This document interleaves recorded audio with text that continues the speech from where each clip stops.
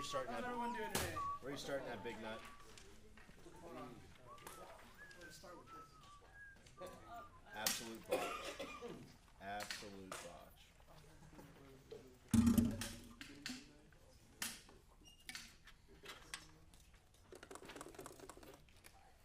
We are going to start at measure 16.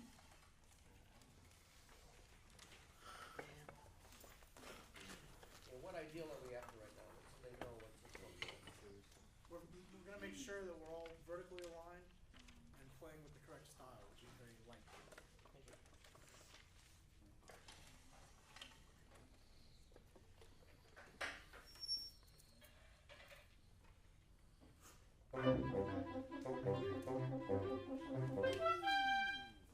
than that.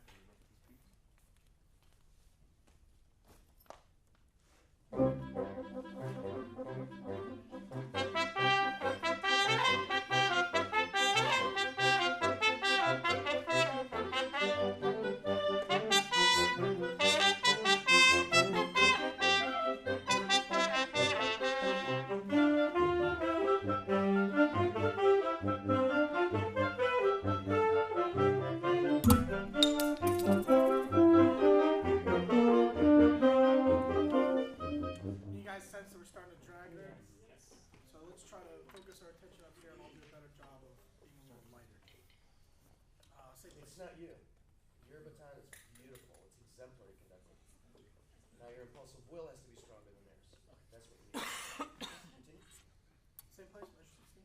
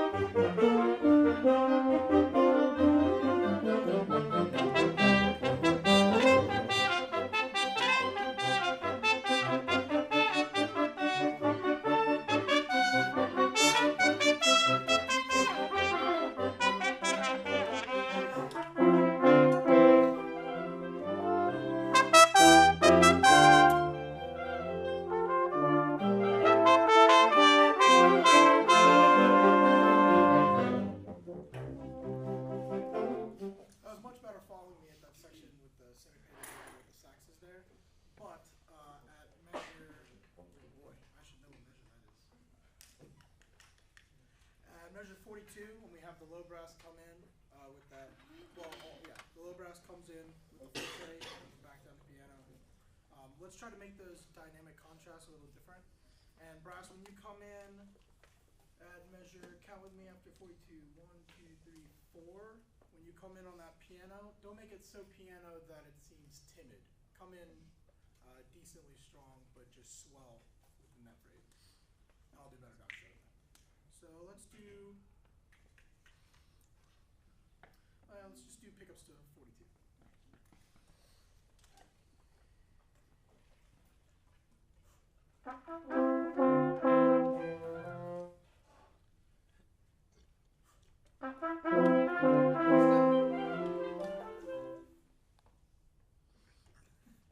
One more time. Pickups to 42. Give the articulations you want and use the baton effectively, like you did before. So you need to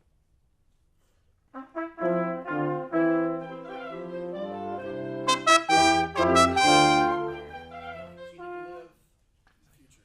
Yeah. further in the future. You get? Let's No. Don't give up on it. Alright. You can do 42. it. Pickups to 42.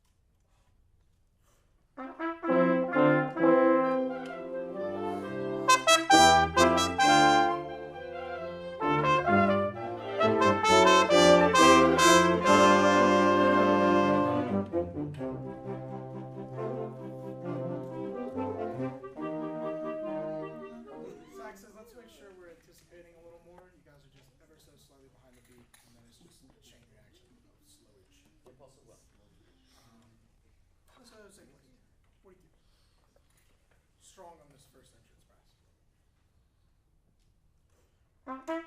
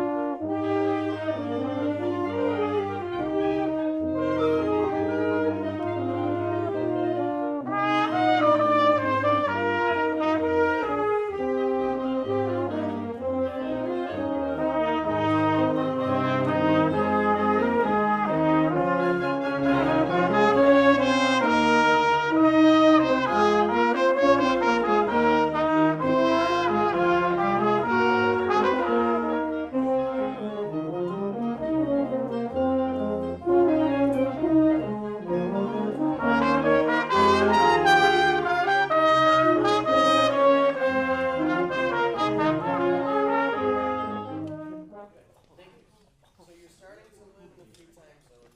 Isn't that interesting, right? Right at the end of the rehearsal, that's when we start to relax even more. I mean, not that you weren't relaxed, you were. But that's when we really start to fire on all thrusters, and then our time is done. That doesn't change regardless of how long your rehearsal is, and how old you are, and how long you've done it. That's something that's pretty common. Even people that are at the top of their game as rehearsal people, their rehearsals will get better as the rehearsal goes. If the ensemble is good, if they train the ensemble well. Okay? So you have this amazing baton technique that serves you well most of the time. The reason I said stop 3 times is because you're conducting from the palm and not from the wrist. If you think about the articulations that you want to hear, then you'll use the baton in the manner that will help you achieve them. Does that make sense? Yeah. Have you been practicing this with a subdividing mat? Probably not as much as I should. Mm-hmm. Part of their issues with time are predicated on your inconsistencies with it. Okay? When you practice your trombone, do you use the subdividing mat? Yeah. I mean, sometimes. When I should. No. Yes. Comments, please. I just wanted to say wow to that whole session just now because we got through. The first time we ran 16 to 49, I was watching you the whole time, and you didn't. There was not a single surprise in anything that happened. You anticipated everything, you cued everything. You just flowed from left to right. You knew what was going on everywhere.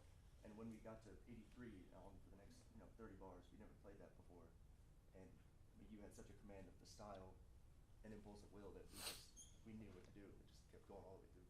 Thanks, man. That was so cool. At 42 to 49, you always had a stronger sense of cueing for the brass as opposed to the woodwinds. You would cue us like on the beat that we're coming in rather than prior to it. Whereas with the brass, you would do the one beat right beforehand, and thus sometimes it would be a bit disjunct for us. So we kind of relied more on counting and was very metric instead of musical as a result. You're very aware of what's going on around you, and you're responding well to the ensemble, which shows through your conducting. Couple of things, Brandon. First off, really, really nice job. As Henry said, there was so much good stuff that I watched very closely, and I didn't see you look down once, and you knew exactly what was gonna happen. So it's very obvious that you know your score very well.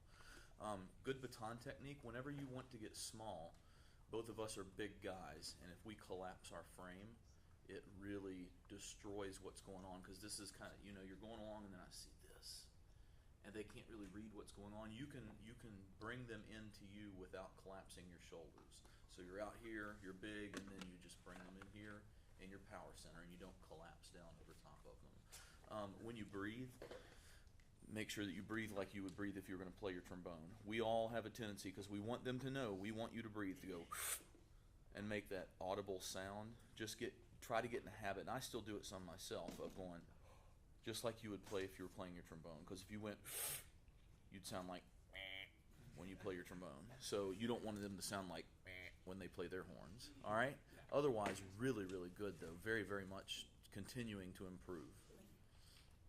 You get practice living in the future in everyday life. We haven't talked about this. When you have a conversation with somebody, as you're talking to them, and as you're finishing what you're saying, hear what they're going to say to you and how they're going to say it, why they're going to say it the way they're going to say it to you, predicated on how you just spoke to them. And the better you get at that, three things happen. One, and take this the right way, but you're learning to manipulate people better. And let's just be honest, teachers manipulate. We call it inspire. It makes us feel better. It makes us feel better. Two, it helps you to live in the future because it helps you to see what's going to happen. Do you play tennis? No. Okay.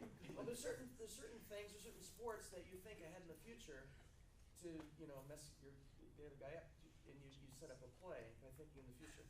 But this technique with this conversation will help you to live in the future. And the third thing, which is even more important, it helps you to get to know that person. And all of these things will be helpful to you as a conductor and as a teacher. Okay? Especially if you use the divided metronome as you practice your trombone. Thank you very much.